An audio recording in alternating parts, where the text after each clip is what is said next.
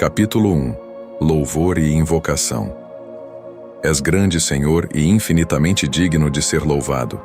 Grande é teu poder, incomensurável tua sabedoria, e o homem, pequena parte de tua criação, quer louvar-te, e precisamente, o homem que, revestido de sua mortalidade, traz em si o testemunho do pecado e a prova de que resistes aos soberbos. Todavia o homem, partícula de tua criação, deseja louvar-te, tu mesmo que incitas ao deleite no teu louvor, porque nos fizeste para ti, e nosso coração está inquieto, enquanto não encontrar em ti descanso.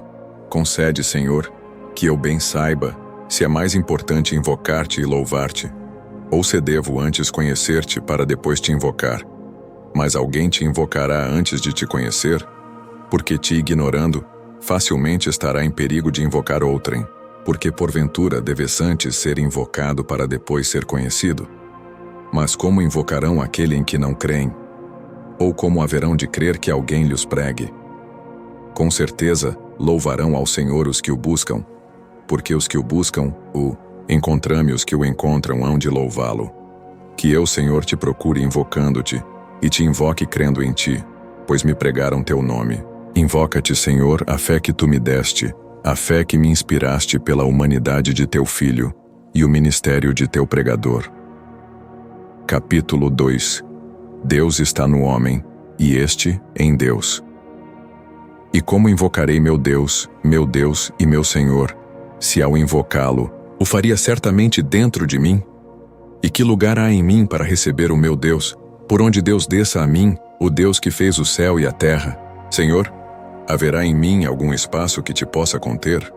Acaso te contém o céu e a terra que tu criaste, e dentro dos quais também criaste a mim? Será talvez pelo fato de nada do que existe sem ti, que todas as coisas te contêm? E assim, se existo, que motivo pode haver para te pedir que venhas a mim, já que não existiria se em mim não habitasseis? Ainda não estive no inferno, mas também ali estás presente, pois se descer ao inferno, ali estarás. Eu nada seria, meu Deus, nada seria em absoluto se não estivesses em mim. Talvez seria melhor dizer que eu não existiria de modo algum se não estivesse em ti, de quem, por quem e em quem existem todas as coisas. Assim é, Senhor, assim é. Como, pois, posso chamar-te se já estou em ti? Ou de onde hás de vir a mim? Ou a que parte do céu ou da terra me hei de recolher, para que ali venha a mim o meu Deus? Ele que disse, eu encho o céu e a terra. Capítulo 3. Onde está Deus? Porventura, o céu e a terra te contêm, porque os enches? Ou será melhor dizer que os enches, mas que ainda resta alguma parte de ti, já que eles não te podem conter? E onde estenderás isso que sobra de ti, depois de cheios o céu e a terra? Mas será necessário que sejas contido em algum lugar, tu que contens todas as coisas, visto que as que enches as ocupas contendo-as? Porque não são os vasos cheios de ti que te tornam estável, já que, quando se quebrarem, tu não te derramarás. E quando te derramas sobre nós, isso não o fazes porque cais, mas porque nos levantas, nem porque te dispersas, mas porque nos recolhes. No entanto, todas as coisas que enches, enche-as todas com todo o teu ser. Ou talvez, por não te poderem conter totalmente todas as coisas, contém apenas parte de ti? E essa parte de ti as contém todas ao mesmo tempo, ou cada uma a sua, as maiores, a maior parte, e as menores a menor parte? Mas haverá em ti partes maiores e partes menores? Acaso não estás todo em todas as partes, sem que haja coisa alguma que te contenha totalmente? Capítulo 4. As perfeições de Deus. Que és, portanto, ó meu Deus? Que és, repito, senão o Senhor Deus? Ó Deus sumo excelente, poderosíssimo, onipotentíssimo, misericordiosíssimo e justíssimo. Tão oculto e tão presente, formosíssimo e fortíssimo, estável e incompreensível, imutável, mudando todas as coisas, nunca novo e nunca velho, renovador, de todas as coisas conduzindo à ruína os soberbos sem que eles o saibam, sempre agindo e sempre repouso, sempre sustentando, enchendo e protegendo, sempre criando, nutrindo e aperfeiçoando, sempre buscando, ainda que nada te falte. Amas sem paixão, tens zelos e estás tranquilo, te arrependes e não tens dor. Te iras e continuas calmo, mudas de obra mas não de resolução. Recebes o que encontras e nunca perdeste nada. Não és avaro e exiges lucro. A ti oferecemos tudo, para que sejas nosso devedor. Porém, quem terá algo que não seja teu, pois pagas dívidas que a ninguém deves, e perdoas dívidas sem que nada percas com isso? E que é o que até aqui dissemos, meu Deus, minha vida, minha doçura santa, ou o que poderá alguém dizer quando fala de ti? Mas ai dos que nada dizem de ti, pois embora seu muito falar, não passam de mudos charlatães. Capítulo 5 Súplica. Quem me dera descansar em ti, quem me dera que viesses a meu coração e que o embriagasses, para que eu me esqueça de minhas maldades e me abrace contigo, meu único bem, que és para mim. Tem piedade de mim, para que eu possa falar. E que sou eu para ti, para que me ordenes amar-te e se não o fizer irar-te contra mim, ameaçando-me com terríveis castigos. Acaso é pequeno o castigo de não te amar? Ai de mim!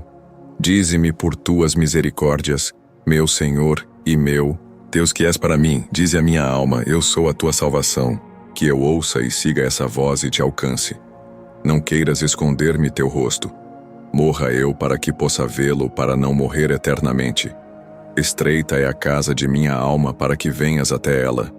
Que seja por ti dilatada. Está em ruínas, restaura-a. Há nela nódoas que ofendem o teu olhar.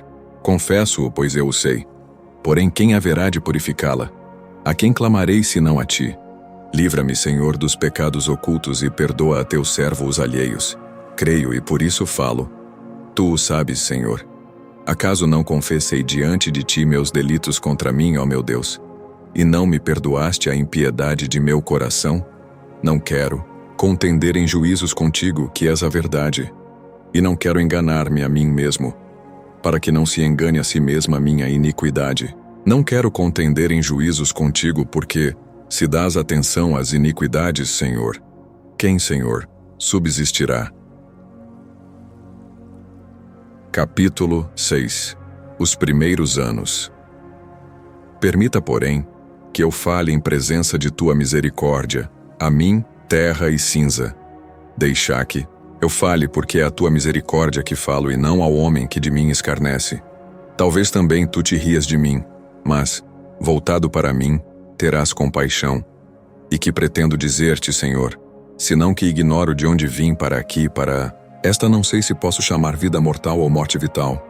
Não o sei, mas receberam-me os consolos de tuas misericórdias, conforme o que ouvi de meus pais carnais, de quem e em quem me formaste no tempo, pois eu de mim nada recordo. Receberam-me os consolos do leite humano, do qual nem minha mãe, nem minhas amas enchiam os seios, mas eras tu que, por meio delas, me davas aquele alimento da infância de acordo com o seu desígnio, e segundo os tesouros dispostos por ti até no mais íntimo das coisas. Também por tua causa é que eu não queria mais do que me davas. Por tua causa é que minhas amas queriam dar-me o que tu lhes davas, pois elas, movidas de sadio afeto, queriam dar-me aquilo que abundavam graças a ti, já que era um bem para elas, ou delas receber aquele bem, embora realmente não fosse delas. Meros instrumentos, porque de ti procedem, com certeza, todos os bens, ó Deus, e de ti, Deus meu, depende toda a minha salvação. Tudo isto vim a saber mais tarde, quando me falaste por meio dos mesmos bens que me concedias interior e exteriormente. Porque então, as únicas coisas que fazia era sugar o leite, aquietar-me com os afagos e chorar as dores de minha carne. Depois, também comecei a rir, primeiro dormindo, depois acordado. Isto disseram de mim e eu creio, porque o mesmo acontece com outros meninos, pois eu não tenho a menor lembrança dessas coisas. Pouco a pouco comecei a me dar conta de onde estava e a querer dar a conhecer meus desejos a quem os podia satisfazer, embora realmente não o pudessem, porque meus desejos estavam dentro, e eles fora, e por nenhum sentido podiam entrar em minha alma. Assim, agitava os braços e dava gritos e sinais semelhantes a meus desejos, os poucos que podia e como podia. embora não fossem de fato sua expressão.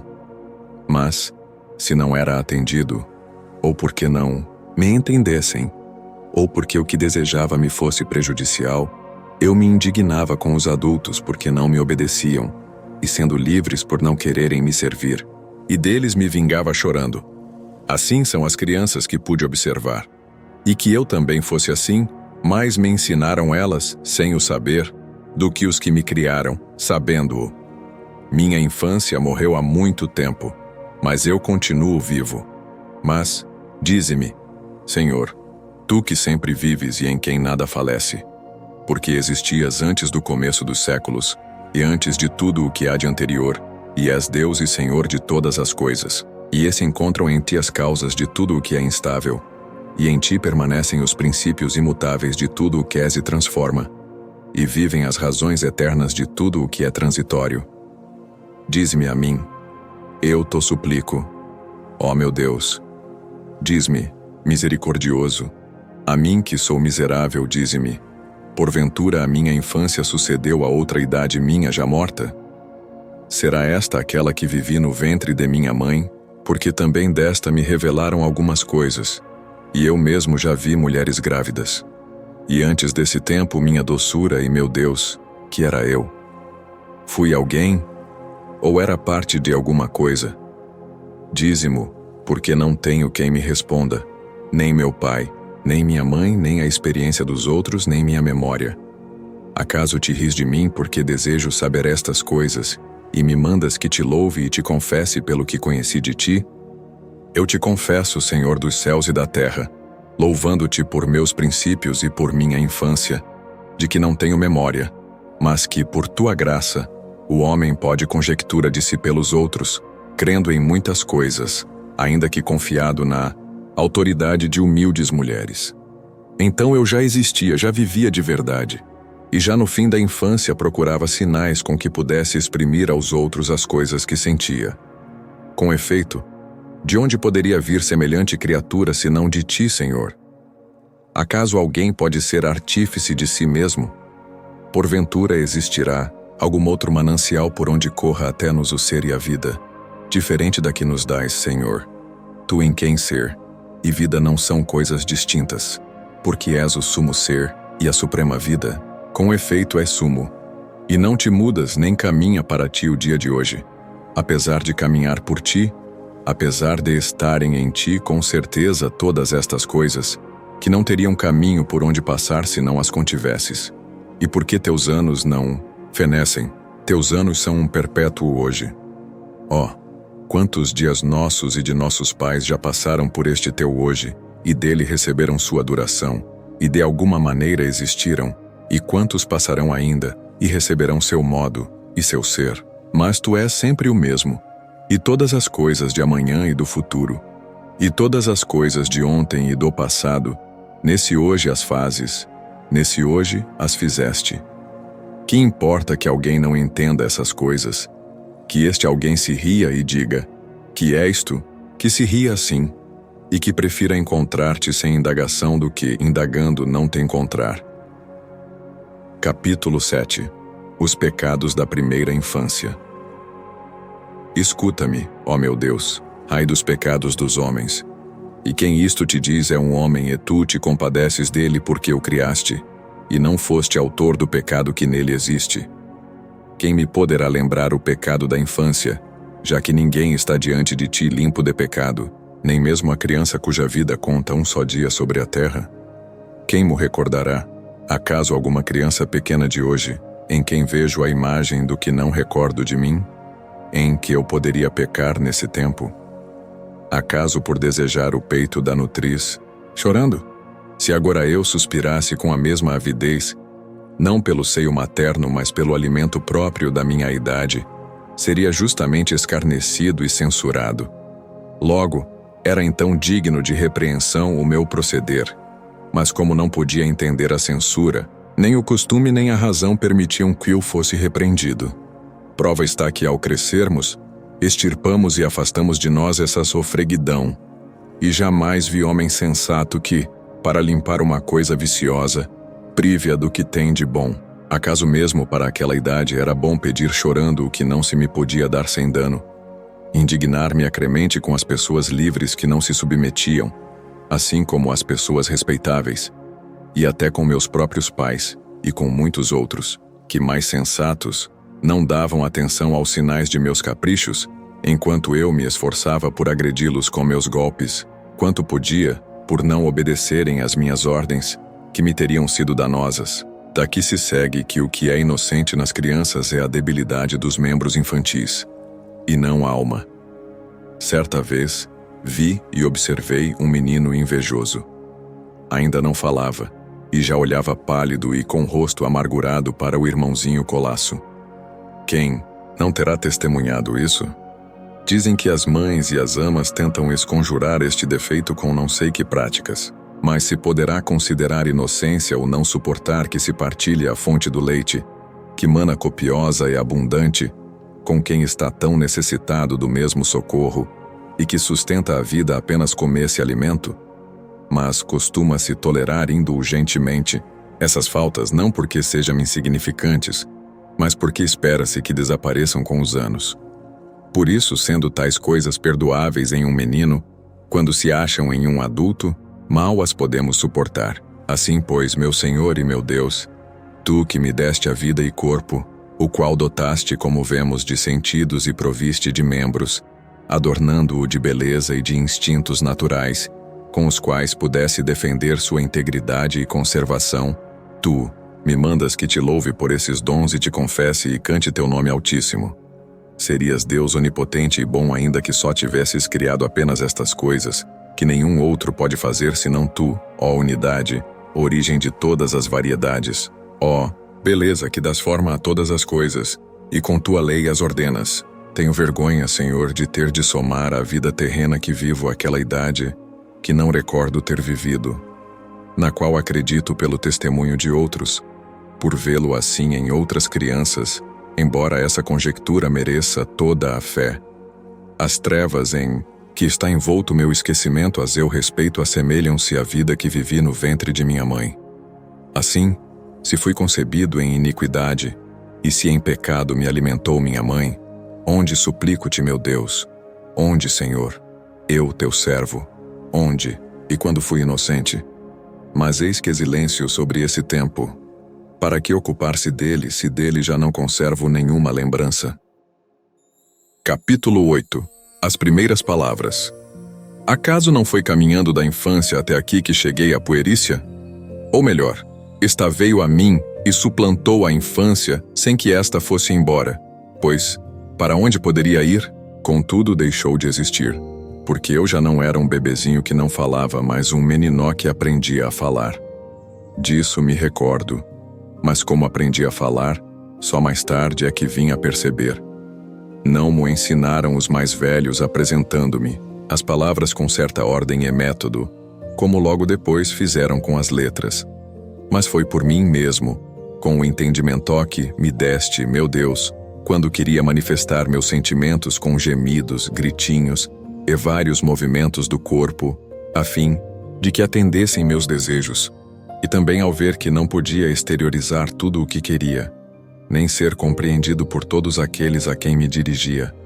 Assim, pois, quando chamavam alguma coisa pelo nome, eu a retinha na memória, e ao se pronunciar de novo a tal palavra, moviam o corpo na direção do objeto. Eu entendia e notava que aquele objeto era o denominado, com a palavra que pronunciavam, porque assim o chamavam quando o desejavam mostrar. Que esta fosse sua intenção, era-me revelado pelos movimentos do corpo, que são como uma linguagem universal, feita com a expressão rosto, a atitude dos membros e o tom da voz, que indicam os afetos da alma para pedir, reter, rejeitar ou evitar alguma coisa. Deste modo, das palavras usadas nas e colocadas em várias frases e ouvidas repetidas vezes, ia eu aos poucos notando o significado e, domada a dificuldade de minha boca, comecei a dar a entender minhas vontades por meio delas. Foi assim que comecei a comunicar meus desejos às pessoas entre as quais vivia, e entrei a fazer parte do tempestuoso mundo da sociedade, dependendo da autoridade de meus pais e obedecendo às pessoas mais velhas. Capítulo 9. Estudos e jogos. Oh, meu Deus, que de misérias e enganos não experimentei então, quando se me propunha em criança, como norma de bem viver, obedecer os mestres que me instigavam a brilhar neste mundo e me ilustrar nas artes da língua, fiel instrumento para obter honras, humanaz e satisfazer a cobiça. Mudaram-me a escola, para que aprendesse as letras, nas quais eu, miserável, desconhecia o que havia de útil. Contudo, se era preguiçoso para aprendê-las, era fustigado, num sistema louvado pelos mais velhos. Muitos deles que levavam esse gênero de vida antes de nós, nos traçaram caminhos tão dolorosos pelos quais éramos obrigados a caminhar, multiplicando assim o trabalho e a dor aos filhos de Adão. Mas, por sorte, encontrei homens que te invocavam, Senhor, e com eles aprendi a te sentir quanto possível, como a um ser grande que podia escutar-nos e vir em nosso auxílio, embora sem a percepção dos sentidos. Ainda menino, pois, comecei a invocar-te como refúgio e amparo, e para te invocar, desatei os nós de minha língua. E embora pequeno, te rogava já com grande fervor, para que não me açoitassem na escola. E quando não me escutavas, o que servia para meu proveito os mestres, assim como meus próprios pais, que certamente não desejavam o meu mal, riam-se daquele castigo, que então era para mim grave suplício. Porventura, Senhor, haverá alguma alma tão grande unida a ti com tão ardente afeto?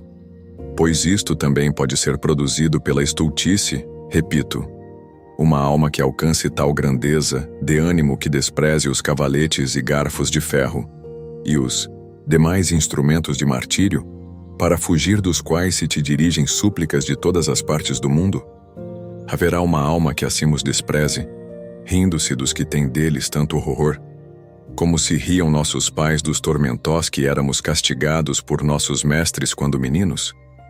Porque, na verdade, não os temíamos menos, nem te rogávamos, com menor fervor para que nos livrasses deles. Contudo, pecávamos por negligência, escrevendo ou lendo, estudando menos do que nos era exigido. E não era por falta de memória ou de inteligência, que para aquela idade, Senhor, me deste de modo suficiente, senão porque eu gostava de brincar, embora os que nos castigavam não fizessem outra coisa.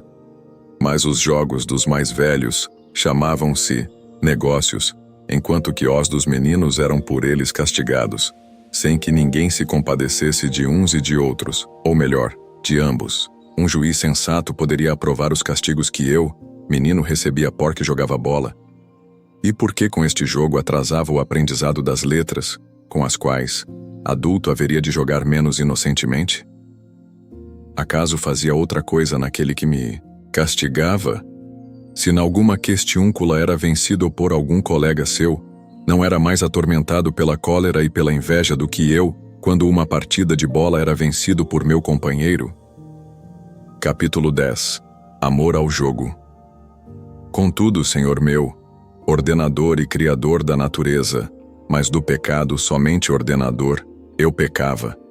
Pecava desobedecendo às ordens de meus pais e mestres, uma vez que podia no futuro fazer bom uso das letras que desejavam me ensinar, qualquer que fosse sua intenção, e não era desobediente para me ocupar de coisas melhores, mas por amor ao jogo.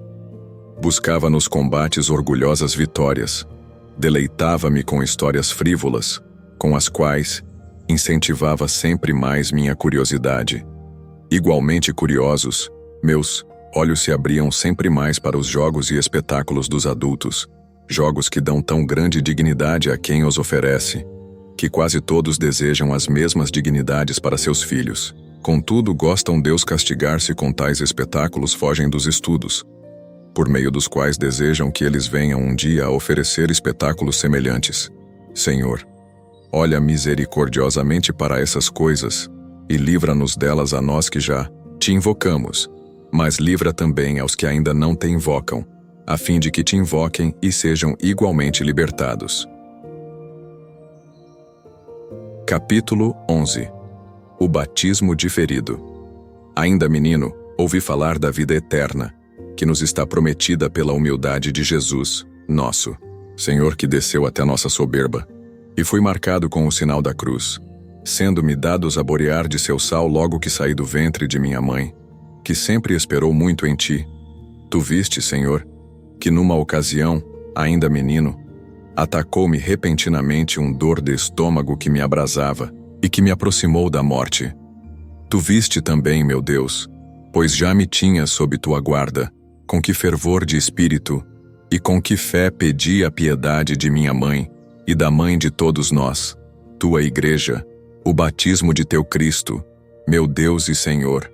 Perturbou-se minha mãe carnal, pois que me criava com mais amor em seu casto coração em tua fé, para a vida eterna, e solícita, já havia cuidado de que me iniciasse e purificasse com os sacramentos da salvação, confessando-te, ó meu Senhor, Jesus, em remissão de meus pecados quando de repente comecei a melhorar. Em vista disso, diferiu-se minha purificação, considerando que seria impossível, se eu vivesse, que não me tornasse a manchar, pois a culpa dos pecados cometidos depois do batismo é muito maior e mais perigosa.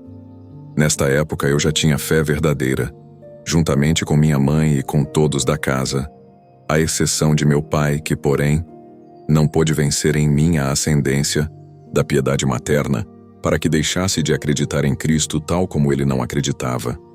Minha mãe, solícita, cuidava de que tu, meu Deus, fosses mais pai para mim do que ele, e a ajudavas a triunfar do marido, a quem servia melhor, porque nele te servia a ti e a tuas ordens. Mas, meu Deus, suplico-te que me mostres, se te apraz, por que motivo se diferiu então meu batismo, se foi ou não para meu bem que me soltaram as rédeas do pecado. Por que razão ainda hoje se diz de uns e de outros, como ouvimos em muitos lugares: deixe que faça o que quiser, porque ainda não está batizado, embora não digamos da saúde do corpo. Deixe que receba ainda mais feridas, porque ainda não está curado. Quanto melhor teria sido para mim receber logo a saúde, e que meus cuidados e os dos meus fossem empregados em conservar intacta debaixo da tua proteção a saúde da minha alma, que me havias concedido. Melhor fora, certamente. Porém, como minha mãe sem dúvida já previa quantas e quão grandes ondas de tentações me ameaçariam depois da meninice, preferiu expor-me a elas como terra grosseira, que depois receberia forma, do que expor-me já como imagem tua. Capítulo 12. Ódio ao estudo. Nesta minha infância, na qual eu tinha menos que temer por mim do que em minha adolescência, eu não gostava dos estudos e odiava que a eles me obrigassem. Contudo, era coagido e me faziam grande bem. Quem não procedia bem era eu, que não estudava a não ser constrangido, pois ninguém faz bem o que faz contra a vontade, mesmo que seja bom o que faz. Tampouco os que obrigavam a estudar agiam corretamente. Antes, todo o bem que eu recebia vinha de ti, meu Deus, porque eles não tinham outro fim ao me obrigarem a estudar, se não saciar o apetite de abundante miséria e de glória ignominiosa. Mas tu, Senhor, que tens contadosos cabelos de nossa cabeça, usavas do erro de todos os que me coagiam a estudar para minha utilidade, e usavas da minha falta de vontade de estudar para meu castigo, de que certamente eu já era digno, sendo ainda tão pequeno e tão grande pecador. Assim convertias em bem o mal que eles me faziam, e dos meus pecados me davas justa retribuição, porque é teu desígnio. E assim acontece, que toda alma desordenada seja castigo de si mesma. Capítulo 13. Gosto pelo latim. Por que odiava eu as letras gregas que me ensinavam quando eu era criança? Não o sei, e nem agora o posso explicar. Em compensação, as letras latinas me apaixonavam, não as ensinadas pelos professores primários, mas a que é explicada pelos chamados gramáticos, porque aquelas primeiras com as quais se aprende a ler, a escrever e a contar, não me foram menos pesadas e insuportáveis que as gregas. Mas donde podia proceder essa aversão, senão do pecado e da vaidade da vida? Porque eu era carne e vento que caminha e não volta. Aquelas primeiras letras, pelas quais podia, como ainda faço, chegar e ler tudo o que há escrito e a escrever tudo o que quero, Eram melhores e mais úteis que aquelas outras nas quais me obrigavam a decorar os erros de um tal Enéas, esquecido dos meus, e a chorar a morte de Dido, que se suicidou por amor. Enquanto isso, eu, miserabilíssimo, suportava a minha própria morte com olhos enxutos morrendo para ti, ó meu Deus, minha vida. Na verdade, que pode haver de mais miserável do que um infeliz que não se compadecer de si mesmo, e que, chorando a morte de Dido por amor de Enéas, não chora sua própria morte por falta de amor a ti, ó Deus, luz de meu coração, pão interior, de minha alma, virtude fecundante de meu pensamento? Não te amava, prevaricava longe de ti e ouvia de todas as partes. Muito bem, porque a amizade deste mundo é adultério contra ti. E se aclamam a alguém dizendo, muito bem, é para que este não se envergonhe de ser assim. Eu não chorava estas faltas, chorava a morte de Dido que se suicidou com a espada. Eu procurava as últimas de tuas criaturas, abandonando-te a ti, como terra que eu era, atraída pela terra. Se então me proibissem a leitura de tais coisas, me afligiriam por não ler aquilo que me comovia até a dor. Não obstante, semelhante loucura é considerada como coisa mais nobre e proveitosa que as letras pelas quais aprendemos a ler e a escrever. Mas agora, meu Deus, grite em minha alma tua verdade e diga, não é assim antes. Aquela primeira instrução é absolutamente superior, pois eu preferiria esquecer todas as aventuras de Enéas e outras histórias semelhantes do que o saber ler e escrever.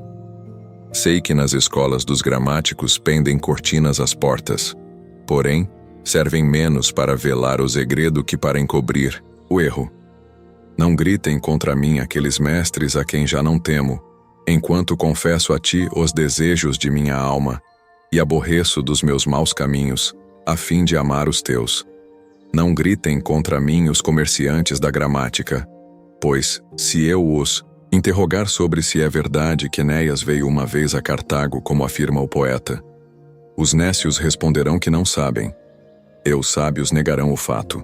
Porém, se lhes perguntar como se escreve o nome de Enéas, todos os que estudaram me responderão a mesma coisa, de acordo com a convenção com que os homens fixaram o valor das letras do alfabeto. Do mesmo modo, se lhes perguntar o que seria mais prejudicial para a vida humana, esquecer o ler e o escrever, ou todas as ficções dos poetas, quem não vê o que logo responderia aquele que não estivesse de tudo esquecido de ti? Pequei, pois, em minha infância, ao preferir vãos aos proveitosos, ou para dizer melhor, ao amar aqueles e ao odiar a estes. Era para mim uma cantiga odiosa, aquele 1 e 1, 2, 2 e 2, 4, enquanto considerava espetáculo encantador a história do cavalo de madeira cheio de guerreiros e o incêndio de Troia, e até a sombra de Creusa. Capítulo 14. Aversão ao grego. Por que então aborrecia eu a literatura grega na qual se cantam tais coisas? Porque também Homero é muito habilidoso em tecer essas historietas, dulcíssimo na sua frivolidade, embora para mim, menino, fosse bem amargo. Creio que o mesmo ocorra com Virgílio para os meninos gregos obrigados a estudá-lo, como a mim com relação a Homero. Era a dificuldade de ter de aprender totalmente uma língua estranha que, como fel, aspergia de amargura todas as doçuras das fábulas gregas. Eu ainda não conhecia nenhuma palavra daquela língua, e já me obrigavam com veemência, com crueldades e terríveis castigos a aprendê-la. Na verdade, eu, ainda criança, também não conhecia nenhuma palavra de latim. Contudo, com um pouco de atenção, o aprendi entre o carinho das amas, os gracejos dos que se riam e as alegrias dos que brincavam. Sem medo algum nem tormento, eu o aprendi, sem a pressão dos castigos, impelido unicamente por meu coração desejoso de dar à luz seus sentimentos, e o único caminho para isso era aprender algumas palavras, não dos que as ensinavam, mas do que falavam, em cujos ouvidos ia eu depositando quanto sentia. Por aqui se evidencia claramente que, para instruir, tem mais eficácia e curiosidade livre do que a necessidade inspirada pelo medo. Contudo, os excessos da curiosidade encontram nessa violência um freio segundo, tuas leis, ó Deus, que desde as palmatórias dos mestres até os tormentos dos mártires sabem dosar suas salutares amarguras, que nos reconduzem a ti do ceió do pernicioso deleite que de ti nos apartara. Capítulo 15. Oração. Ouvi, Senhor, minha oração, para que não desfaleça minha alma sob a tua lei, nem me canse em confessar tuas misericórdias, com as quais me arrancaste de meus perversos caminhos, que tua doçura sobrepuje todas as doçuras que segui, e assim te ame fortissimamente, e abrace tua mão com toda a minha alma, e me livres de toda a tentação até o fim dos meus dias. Pois é, Senhor, meu Rei e meu Deus, e a ti consagro quanto falo, escrevo, leio e conto, pois quando aprendia aquelas futilidades, tu eras o que me davas a verdadeira disciplina, e já me perdoaste os pecados de deleite cometidos naquelas vaidades. Muitas palavras úteis aprendi nelas, é verdade, porém, estas também se podem aprender em estudos sérios, e este é o caminho seguro pelo qual deveriam encaminhar as crianças. Capítulo 16. O mal da mitologia. Ai de ti, torrente dos hábitos humanos, quem há que te resista? Quando te secarás? Até quando irás arrastar os filhos de Eva a esse mar imenso e tenebroso, que apenas logram passar os que embarcam sobre o lenho da cruz? Acaso não foi em ti que li a fábula de Júpiter que trovejai e adultera? É verdade que não podia fazer tais coisas ao mesmo tempo, mas assim se representou para autorizar a imitação de um verdadeiro adultério com o encantamento de um falso trovão. Contudo, qual é o professor de pênula capaz de ouvir com paciência a um homem nascido do mesmo pó que clama e diz: Homero imaginava essas ficções e atribuía aos deuses os vícios humanos. Porém, eu preferiria que atribuísse a nós as qualidades divinas. Com mais verdade se diria que Homero imaginou tudo isso, atribuindo qualidades divinas a homens corrompidos, para que os vícios não fossem considerados como tais, e para que todo aquele que os cometesse parecesse que imitava a deuses celestes, e não a homens corrompidos. E contudo, ó torrente infernal, em ti se precipitam os filhos dos homens, com o dinheiro gasto para aprender tais coisas, e consideram acontecimento importante representá-lo publicamente no foro, à vista das leis que concedem aos mestres um prêmio, além de seus salários particulares. E ferindo os rochedos de tuas margens, gritas dizendo: aqui se aprendem as palavras, aqui se adquire a eloquência, tão necessária para persuadir e explicar os pensamentos. Não poderíamos, pois, aprender as palavras: chuva de ouro, regaço, templo celeste, logro e outras mais escritas em determinada passagem? Se Terêncio não nos apresentasse um jovem perdidó que se propõe a imitar a luxúria de Júpiter, contemplava ele uma pintura mural, na qual se representava o mesmo Júpiter, no momento em que, segundo dizem, descia como chuva de ouro sobre o regaço de Danae, para lograr assim a pobre mulher. E vede como se excitava a luxúria à vista de tão celestial mestre. Mas que Deus fez isto, diz. Nada menos que aquele que faz retumbar a abóbada do céu com enorme trovão. E eu, homenzinho, não haveria de fazer o mesmo? Filo, sim, e com muito gosto. De modo algum se aprendem com semelhante torpeza aquelas palavras. Antes, essas palavras levam mais atrevidamente a cometer a mesma devassidão. Não incrimino as palavras que são como vasos seletos e preciosos, mas condeno o vinho do erro que mestres ébrios nos davam a beber nelas, e, se não o bebêssemos, éramos açoitados, sem que pudéssemos apelar para juiz mais sóbrio. E não obstante, meu Deus, cuja presença me protege desta lembrança, confesso que aprendi estas coisas com gosto, e que miserável nelas me comprazi, sendo por isso chamado menino de grandes esperanças. Capítulo 17. Êxitos escolares. Permite-me, Senhor, que diga também algo de meu talento, dádiva tua, e dos desatinós em que o empregava. Propunha-se-me como desafio, coisa muito preocupante para minha alma, tanto pelo louvor ou descrédito, como por medo dos açoites, que repetisse as palavras de Juno irada, e ressentida por não podem afastar da Itália ao rei dos troianos, embora jamais tenha sabido que tivessem sido pronunciadas por Juno. Mas obrigavam-nos a errar, seguindo os passos das ficções poéticas, e a repetir em prosa o que o poeta havia dito em verso. Era mais elogiado aquele que, conforme a dignidade da pessoa representada, soubesse pintar com mais vivacidade e semelhança, e revestir com palavras mais apropriadas seus afetos de ira ou de dor. Mas qual o proveito disso? Ó vida verdadeira, meu Deus, de que me servia ser aplaudido por minha declamação mais que todos os meus coetâneos e condiscípulos? Não era tudo aquilo fumo e vento? Acaso não havia outra coisa em que exercitar meu talento e minha língua? Teus louvores, Senhor, teus louvores consignados nas Escrituras, poderiam soerguer a frágil planta de meu coração, e eu não teria sido arrebatado pela vaidade de vãs quimeras, presa imunda das aves. Com efeito, há diversas maneiras de oferecer sacrifício aos anjos rebeldes. Capítulo 18. Leis gramaticais. Lei de Deus. Mas por que admirar-se que eu me deixasse arrastar pelas vaidades e me afastar de ti, meu Deus, se me propunham como exemplos para imitar a uns homens que, se ao contar alguma boa ação, deslizassem nalgum barbarismo ou solecismo, cobriam-me de críticas, e pelo contrário, que eram elogiados por narrar suas torpezas com palavras castiças e apropriadas, de modo eloquente e elegante, e que os inchavam de vaidade? Tu vês, Senhor, estas coisas, e te calas compassivo, paciente, cheio de misericórdia e verdade.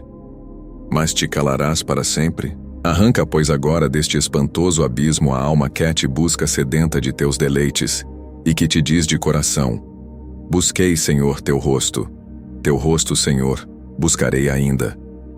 Longe está de teu rosto quem anda ocupado com afetos tenebrosos, porque não é com os pés carnais, nem cobrindo distâncias que nos aproximamos ou nos afastamos de ti. Porventura aquele teu filho menor procurou cavalos, ou carros, ou naves, ou voou com asas invisíveis, ou viajou a pé para alcançar aquela região, longínqua onde dissipou o que lhes havia dado ao Pai, meigo ao lhe entregar a substância, e mais carinhoso ainda ao recebê-lo andrajoso? Assim, pois, viver nas paixões da luxúria é o mesmo que viver em paixões tenebrosas, é viver longe de teu rosto. Olha, meu Senhor e meu Deus, é ver paciente, como costumas ver, de que modo diligente os filhos dos homens observam as regras de ortografia recebidas dos primeiros mestres e desprezam as leis eternas de salvação perpétua recebidas de ti, de tal modo que se alguns dos que sabem ou ensinam as regras antigas dos sons pronunciasse a palavra homo, sem aspirar à primeira letra, desagradaria mais aos homens do que se contra teus preceitos odiasse a outro homem, sendo este homem. Como, se o homem pudesse ter inimigo mais pernicioso que o ódio com que se irrita contra si mesmo, ou como se pudesse causar a outrem maior dano, perseguindo-o, do que causa a seu próprio coração odiando, com certeza não nos é mais íntima a ciência das letras do que a consciência, que manda não fazer a outrem o que não queremos que não nos façam. Ó, como és misericordioso tu, que habitando silencioso nos céus, Deus grande e único, espalhas, com lei infatigável cegueiras vingadoras sobre as paixões ilícitas, quando o homem, aspirando à fama de eloquente, ataca a seu inimigo com ódio feroz diante do juiz, rodeado de grande multidão de homens, toma todo o cuidado para que, por um lapsus linguae, não se lhe escape um inter hominibus sem aspirar o H, sem cuidar que com o furor de seu ódio se tire um homem de entre os homens. Capítulo 19. Mal perdedor. À beira de tal lodaçal jazia eu, pobre criança, sendo esta a arena em que me exercitava, temendo mais cometer um barbarismo de linguagem do que cuidando de não invejar, se o cometia, aqueles que o tinham evitado. Digo e confesso diante de ti, meu Deus, essas misérias, que me angariavam o louvor daqueles cuja simpatia equivalia para mim a uma vida honesta, pois não via o abismo de torpeza em que tudo isso me lançara, longe dos teus olhos, A teus olhos quem era mais repelente do que eu? E eu até desagradava tais homens, enganando com infinidade de mentiras a meus criados, mestres e pais por amor dos jogos, por gosto de ver espetáculos frivolose, o desejo inquieto de os imitar. Também cometia furtos na despensa e na mesa de meus pais, ora impelido pela gula, ora para ter de dar aos meninos para brincar com eles. Folguedos que os deleitavam tanto quanto a mim, e que eles me faziam pagar. No jogo, frequentemente conseguia vitórias fraudulentas, vencido pelo desejo de me sobressair. Contudo, nada havia que eu quisesse mais evitar e que eu repreendesse mais atrozmente se o descobrisse em outros, que o mesmo eu fazia aos demais. Se, acaso eu era o prejudicado e o acusado ficava furioso, eu não cedia. Será esta a inocência infantil? Não, Senhor, não o é, eu te confesso, meu Deus. Porque essas mesmas coisas que se fazem com os criados e mestres por causa de nozes, bolas e passarinhos, se avultam na maioridade com os magistrados e reis por causa de dinheiro, palácios e servos.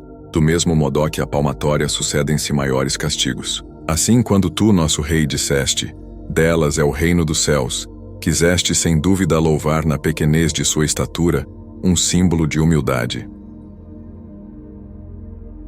Capítulo 20. Ação de graças.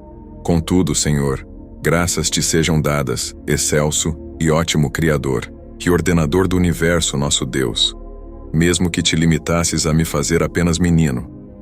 Porque então, eu já existia, vivia, sentia, cuidava da minha integridade, eco de tua profunda unidade, fonte de minha existência. Guardava também com o secreto instinto a integridade dos meus outros sentidos, e deleitava-me com a verdade nos pequenos pensamentos que formava sobre coisas pequenas. Não queria ser enganado, tinha boa memória, e me ia instruindo com a conversação. Alegrava-me com a amizade, fugia à dor, ao desprezo, à ignorância. E não seria isto em tal criatura, digno de admiração e de louvor? Pois todas essas coisas são dons do meu Deus, que eu não dei a mim mesmo, e todos são bons, e tudo isso constitui o meu eu. O que me criou, portanto, é bom, e ele próprio é o meu bem. A ele louvo por todos estes bens, que integravam meu ser de criança. Eu pecava em buscar em mim próprio e nas demais criaturas, e, não nele, os deleites, grandezas e verdades. Por isso caia logo em dores, confusões e erros. Graças a ti, minha doçura, minha esperança e meu Deus. Graças a ti por teus dons, que lhes fiquem em ti conservados. Assim me guardarás também, a mim, e aumentarão e aperfeiçoarão os dons que me deste, e eu estarei contigo, porque também me deste a existência.